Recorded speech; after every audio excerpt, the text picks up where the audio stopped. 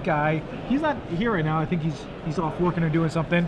He actually did an interview with Joel Larsson, talked about the deck, did a little deck tech with him as well. So we'll see if Grish's Control is really gonna, take it down. We'll see what happens. Yeah, I think Ruben is trying to wrestle up another deck tech right now. Yeah. So we'll see how it goes. I'm excited to watch this match. Joel Larsson is on your right. He came over with a bunch of other players from Europe.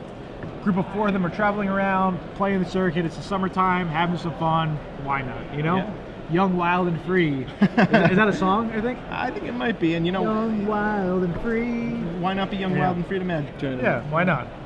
Looks like John O is sporting a Coliseum Games shirt down in Norwich, Connecticut. Yeah. Joel said he actually mulliganed the 5 last match and won versus Blue White Red. That's surprising. He said he had to bluff like so many turns. He had to not flash back his thing twice because he didn't want him to maybe cast the Sphinx's Revelation. So it's pretty cool to hear a story like that. So John O is to your left. He's playing Jund. And Joel is to your right playing Grish's Control. And that's really good for Joel that there's no turn 2 Farseek. Right. Farseek is just the most important card you can have when you're playing Jund. Turn 2 Farseek is so much better than no turn 2 Farseek. Yeah, exactly. So it looks like John O kept a kind of a slow hand, but a powerful hand. Right. And that's something that Jund does a lot, right? It's either going to have a Farseek hand, it's going to have, they're not drawn to Farseek until a Huntmaster, or it's going to either be a removal heavy hand or a slow hand just with a lot of lands and Huntmaster, Olivia, Thragtusk, but they're all coming out turn 4, turn 5. Right. Mulligan decisions can be pretty tough with Jund because, you say, okay, is he playing aggro? If so, I'm going to automatically lose with my slow but powerful hand. Yeah, there's a Huntmaster, and I see that there is a far and away, so I think Joel might want to, make him sacrifice the Huntmaster with the Wolf trigger on the stack. Right. I think that's what he's going to do. What do you think? Yeah, it doesn't look like he has anything in the form of sweepers, and I think he just wants to live long enough to be able to max value that Rakdos return. Yeah, and he does just that.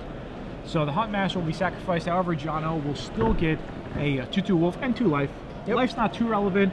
2/2 Wolf could do something. Yeah. Why not? Especially if John O draws a Wolf run, say. Yeah. So we'll see what happens. Oh, there's an Essence Scatter. That's pretty good. That's great against John. Yeah, especially if John O doesn't. How many Caverns does John O play in his deck? Looks like a big 0. Wow. None in the sideboard, none in the main deck. Only Kessig Wolf run for special lands. Okay. So Joel's going to take 2 damage from the Wolf. It looks like this Grixis deck so far has been playing out pretty smoothly. I made a bunch of changes to it last night. I worked on it a lot. So, I hope it continues to keep doing well. And there's that Essence Scatter. A late edition Essence Scatter, actually. So that was about midnight last night, I'll say. Yeah. Very nice. 1 of Essence Scatter. Yeah. Showing its value here. That's the only card besides Turn Burn that could 1-for-1 a Thragtusk. Sure, yeah. Thragtusk is just such a powerful card. I think I'll be happy to see it leave. What do you think? Yeah, I really don't like that it only cost 1 green. If it cost double green, it would have been way different. Yeah.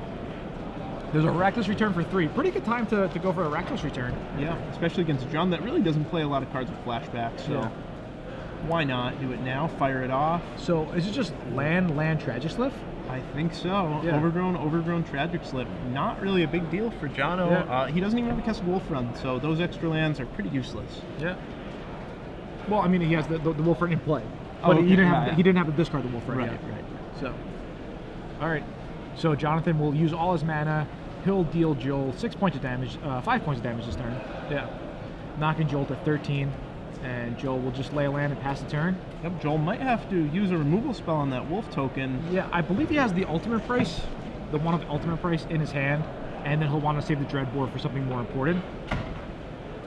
Ooh, there's the Rakdos Key Rune. That's pretty good. That's actually good against our deck. Yeah, that's a really good threat against Joel. He can't ultimate price it. Yeah, he'll have to either turn burn it or far it away it. Yeah, he can't Dreadbore it. He can't pillar it. All right, there's ultimate price. So Joel's definitely looking to draw something here. An Olivia, a Chase, a Think Twice, anything really. Another Rakdos return. That's an ugly draw for Joel. Normally pretty good, but here not so much, right? Yeah, it looks like Drowned Catacomb and a pass. This Key Rune in conjunction with the Wolf run's gonna be chunking Joel. Yeah, it looked like the game was looking really good for Joel, but just a Rakdos Key Rune later, it's now in Jono's favor by a lot. Yeah. And yep, he has nothing else to do but go for it. All right, so that's 5. Yep, chunks Joel to 8. All right, Joel's gonna have to find something right here. Ooh, an Augur. Okay, that's something, that's right? A start, yeah. Yeah. Let's Joel's see if he hits for a here. Turn burn. Think Twice. Think twice. Was it think twice, think twice? Okay, so he thinks I think twice. Not so bad. Yeah, really, really tough game. Joel also has to worry about like a bonfire now or a Rakdos return. Yeah. He's kind of low on life. Right. In terms of reach, Jono has 2 Rakdos return. He has 3 bonfire. So Okay. not a heck of a lot, but Yeah. And what's coming down here? Rakdos return for 2. All right, just wants to take rid of that that card that Jono drew last turn, which was a Dreadbore. okay. Okay, it's reasonable. And this leaves Joel able to cast his thing twice and maybe flash it back next turn if he needs so. Now, if you're Joel, do you just throw the Augur? I do, yeah. I mean, the Augur, it's not going to do too much. That's what it's going to end up doing anyway, soak up 3 life. Yeah, well, the whole thing now is Joel draws into a far and away. He could, have John sack his Rakdos Key Rune, bounce his own Augur, get some value off that. Okay. Yeah, that's not a bad point. How many far aways does he have? 4 copies of far away. A full 4? No, maybe you don't then. Yeah. Looks like Joel's taking the more conservative line. He's just going to soak up 3. Yeah, I think I would have think twice before, but maybe he doesn't want to give anything away, Right. Knowing that, hey, I don't have the counter or anything. Nighthawk. I was wondering why he didn't use his key rune or his wolf run, but that's All right. good. Adds another threat. It to looks the like board. Joel should still have that Dreadboard hand. I think he's probably going to lead off with that Think Twice first. Yep. He really has to find something like an Aether Link to close the game out. Pillar, oh wow. Rakdos Key Rune's a problem. All these sorcery speed cards, I wouldn't have thought that Joel Larsson's deck was weak to a key rune, but it really is. Yeah, that's what I talked about. I said, Thundermaw Hellkite's a problem, Aurelia's a problem, because you have so much sorcery speed removal that they're gonna, hit you hard, and you're not gonna have an answer to it. Right? Maybe this deck here needs more copies of Turn Burn. Yeah, maybe an extra Turn and Burn. I mean, it is 4 copies of Far and Away, so I chose Far and Away over Turn Burn because of the rise of Banned Hexproof, and it's nice interaction with Augur or Snapcaster. Yeah. So Jono drops Joel to 2. Down to Joel's last draw. Does he? Oh, No, Steam nothing. Vent. And that should be it right there. I mean, Jono was just going to go for it. Yeah, I can't imagine him not attacking here. He really has no other line here. Yep, Dead. and that's game. Wow. All right, so Joel Larsson loses the first game. Just no answer to Rakdos Key Rune, it looked like. Yeah, Kessig Wolf Run, it shows how powerful that card is against a control deck right there. Any one creature is such a It looks like huge Joel's threat. going to the little note that I gave him. Ooh. This sideboard chart, it looks like. So Looks like looking up. John's will looking give him up. a look like, hey, what are you reading there? Can I see that real quick? Yeah. So it looks like, if I remember everything correctly, what Joel wants to do, Joel wants to bring in the Tameo. He wants to bring in Sire of Insanity. He wants to bring in Nicol Bolas. He wants to bring in Negate. That's 4. He wants to bring in both Evil Twins. That's up to 6. And both Appetite for Brain. So Joel wants to bring in 8 cards. And he wants to cut the stuff that doesn't really do too much, right? Pillar of Flame doesn't really do that much. Augur of Bolas doesn't really do that much. Right. So those cards are definitely going to come out. The Pillars and the Augurs are mostly there for aggressive type strategies. If Augur's not really going to block anything, you don't want it in your deck. Right, because a pretty decent percentage of the time it's going to miss. I don't know what that percentage is for this deck, but it's probably around 20 to 30, 15 to 20. Yeah, I something mean, like that. there's 22 instances of sorcery, so I'm not one that's great at math. But if anybody there on Twitterland is a mathematician, maybe Matthias Hunt. I know he's a math teacher. Matthias, if you're listening, I know it's not that challenging of a problem, but let us if there's know. 22, so it's, I don't know, I think it's difficult. I teach SAT math classes, and I still think this problem is difficult. So we'll see what happens. What's Jono boarding in?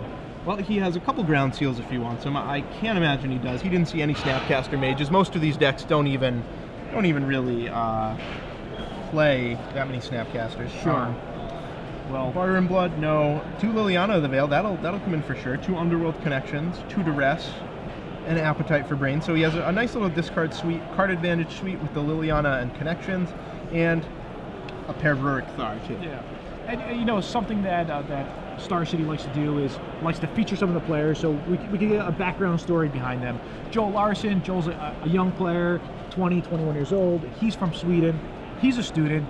He has some pretty good finishes. 10th place at PT Nagoya, 2nd place at Pro Tour Gatecrash. He has Grand Prix top 8s, Nationals appearance, and whatnot. All around solid player.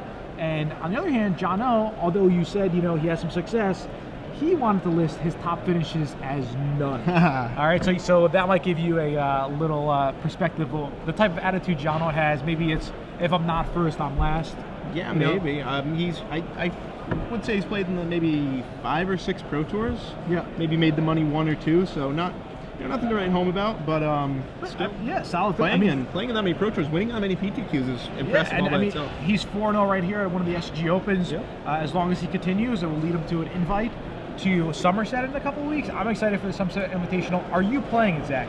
Are you going, and are you going to compete in the Somerset Invitational? I'm going to compete in the Invitational. I think I've decided what my standard deck's going to be, but at the same time, M14's not out yet. A lot of stuff's going to change. Okay, well, can you say what deck you want to play, or is it a big top secret? Oh no, definitely no secret. I would look to play some kind of flash deck, some of Flash? the Sphinx's Revelation. Okay, I like that a lot. I think this really suits your play style, and I think that's important. If you guys are at home, if you guys are watching, you're thinking, hey, what deck should I play at the next Open? What deck should I play in the next hour of a premier event on Magic Online, for example? Whatever it might be. Try to play a deck that really suits your style, because the more fun you have playing Magic, the better you'll do, and the better chance you'll have to succeed in general. Because if someone gives you a combo deck and you're not a combo player, you're gonna be like, I don't really want to play. Your heart's not going to be in it. So when I gave Joel this deck, I felt that he kind of would want to play a deck like this, and so far he's doing good. He is down a game. That game was pretty back and forth. I thought John O was out of it because he has some pretty stinky draws. Yeah, it seemed like his opener was really strong, but everything else he drew did just about nothing. And it was a good thing he played his Wolfrun early, because the Rakdos return would have put him in a little bit of an awkward spot otherwise. Sure, yeah, I mean, to be honest, when that Rakdos return resolved, I believe he discarded, like you said, Overgrown Tomb, Tragic Slip, and I think that his remaining card in his hand was just a Rootbound Crag. Oh, so it wouldn't have really mattered anyway. Yeah, it wouldn't have too much of a play. After board, who do you think gets an advantage? Do you think it goes for Jono, or do you think it goes for Joel? I really don't know. I think this is a pretty close matchup. I would say Jono is probably a little bit favored. Sure. He has 2 Wolfruns. He has 2 Underworld connections. Those are the big power cards in this matchup. Okay. And how about you? Do you think Joel? Do you think your Grixis deck? Honestly, I think this matchup is really close. At the Super IQ that I ended up winning a couple weeks back, in the top 4 I played against Jund, and the only reason why I won was because my opponent did make a costly game mistake where he did not redirect damage to the Liliana. Okay. So he went Rakdos Return You, could have killed my Liliana, ended up didn't killing my Liliana, and I ended up winning because of it. Wow. Yeah, so it's definitely a lot of skill involved. Yeah. And to be fair, I technically split the finals, but I got the win, so it was nice. You got the Planeswalker points. I got, essentially. So land, and we'll see if Jono has the Farseek on this crucial turn.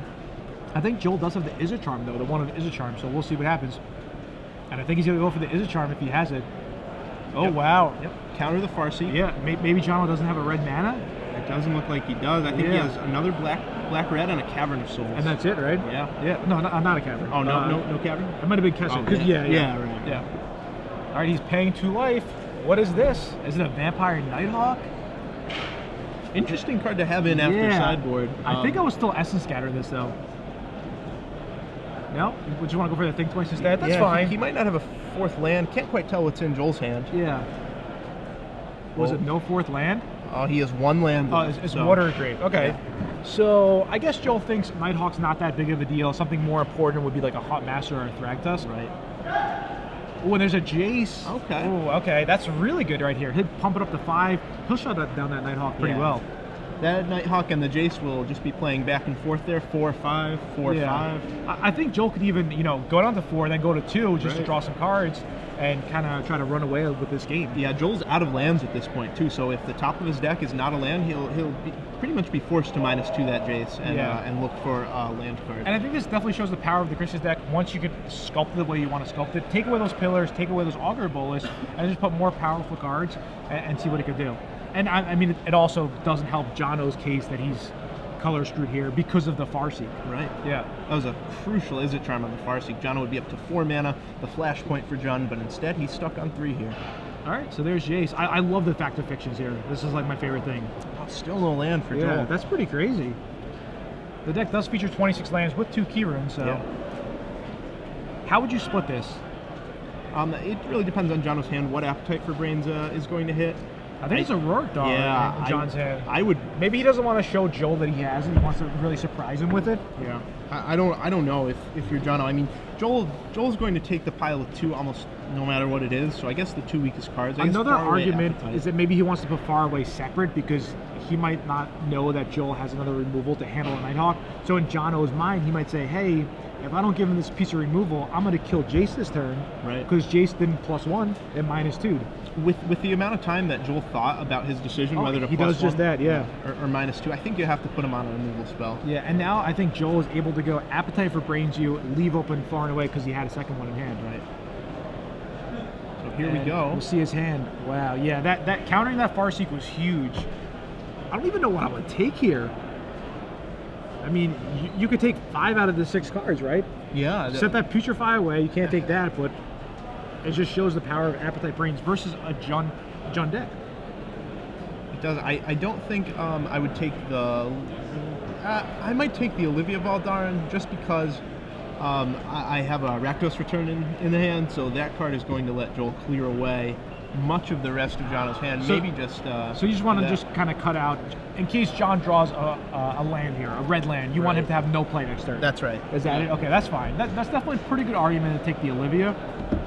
Other than the Olivia, I think probably second choice is Garrick. Yeah, I think you either take the cheapest card or the most powerful card. So. Yeah, if you're going for the most powerful card, would you say Rorthar is more powerful than Garrick or no? That's pretty close. It is, right? Yeah. Yeah.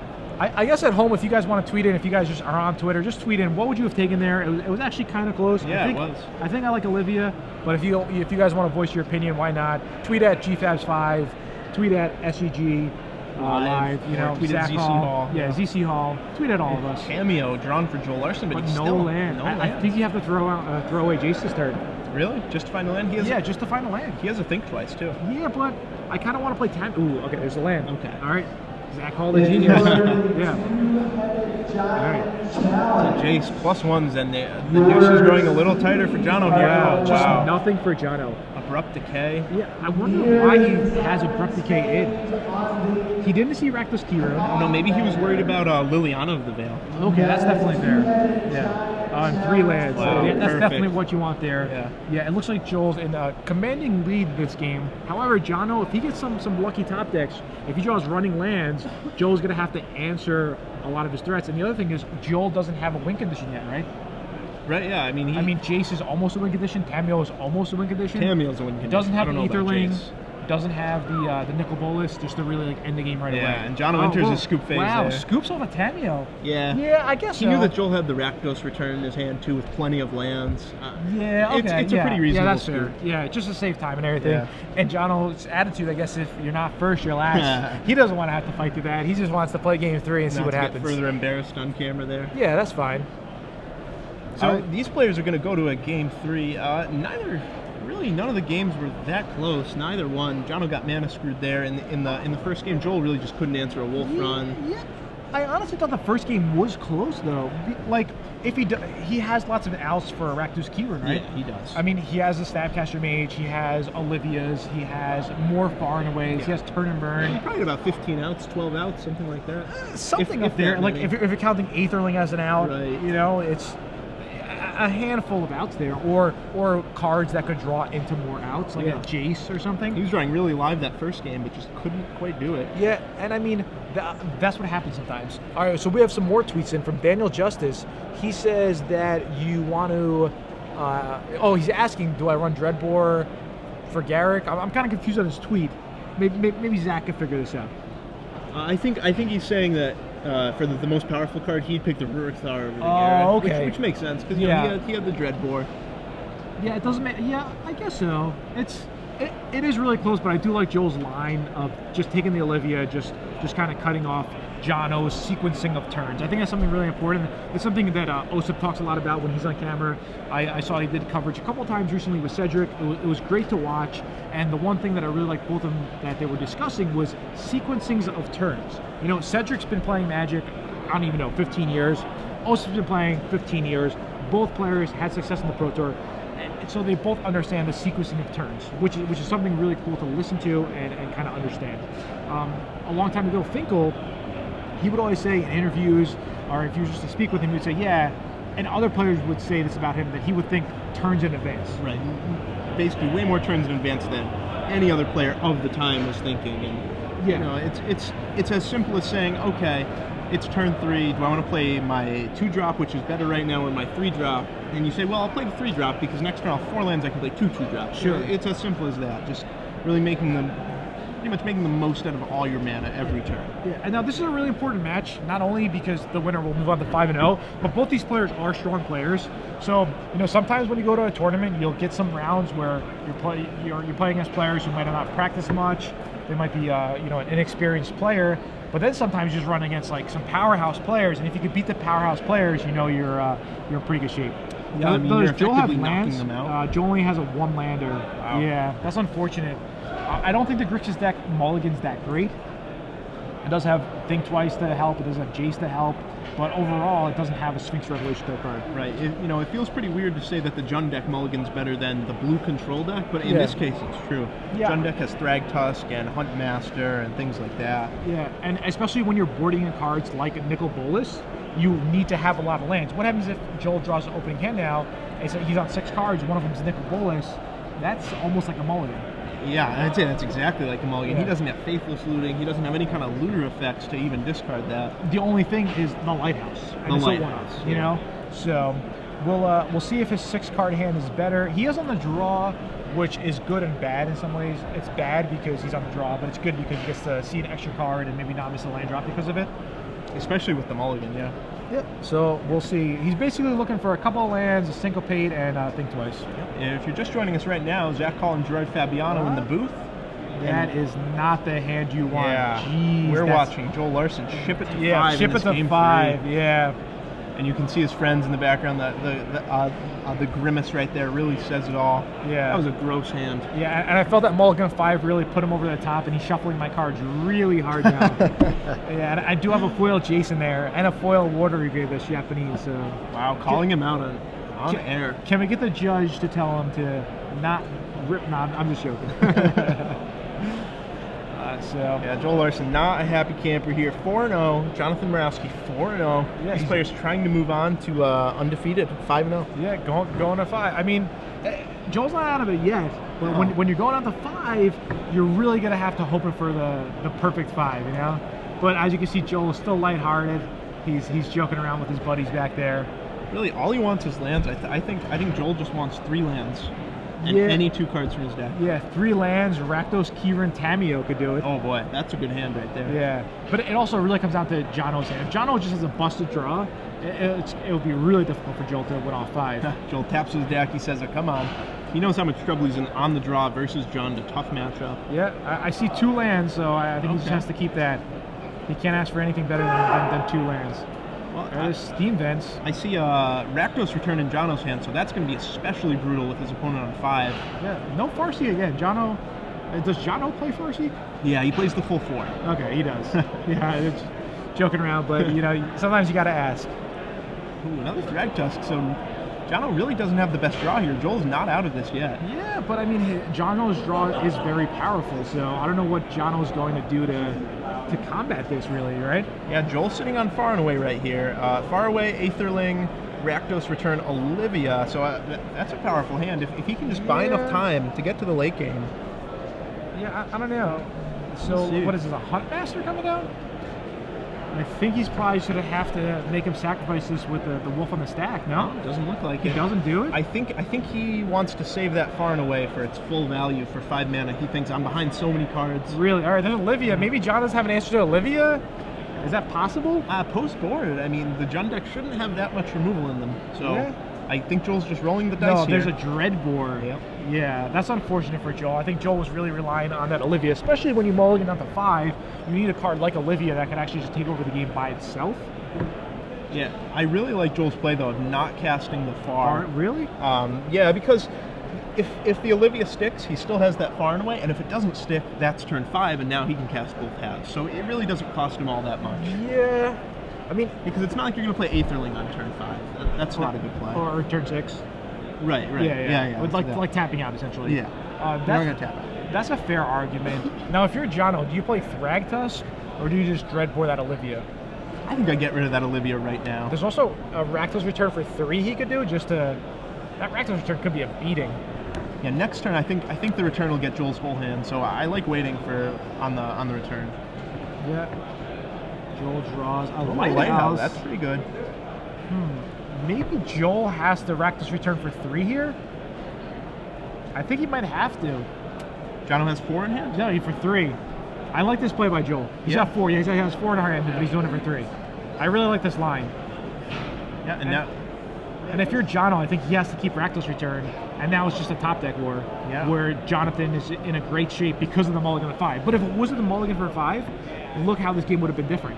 Yeah, Joel Larsson would be in pretty good shape. He wouldn't have had to Rakdos return this turn if he didn't want to. Yeah. He could instead far and away. I really, this is impressive how Joel has kind of crawled back in this game with that return. Yeah, he's going to need a lucky top deck here. There's a Rakdos return. I don't know what could be on top. Tamiyo would be a start. Far away. Turn burn's okay. Really, any spell to keep that Huntmaster from flipping. Yeah. Rakdos Keyrune would be great right now. It would be okay. The problem is that Huntmaster could flip. We grouped 5 mana together. I don't know what it could be though. Jono did draw another Huntmaster last turn, which was an excellent draw. So Joel is just, what is Snapcaster? He's a loot? Okay. Oh, there's a Nicol Bolas. Oh, he drew an Appetite for Brains. He takes the Huntmaster. That's okay. That's just fine. All right, he's gonna need Jono to brick here. He needs a land from Jono or a Farseek. He's like, draw your Farseeks now, you know? When they don't really matter. Yeah, when he can't even play him because of Huntmaster. Yeah. There's a Blood Crypt. Yep. Okay. And that's all right, so right now it's Tamiyo or bust, I think. Just a Syncopate. Wow. And that's game. Joel multi 5. Not much he could have done there, really. No, you know? he put up a pretty good fight. That game was a lot closer than I thought it was going to be. Yeah. A slower draw from Jono plus a Rakdos return.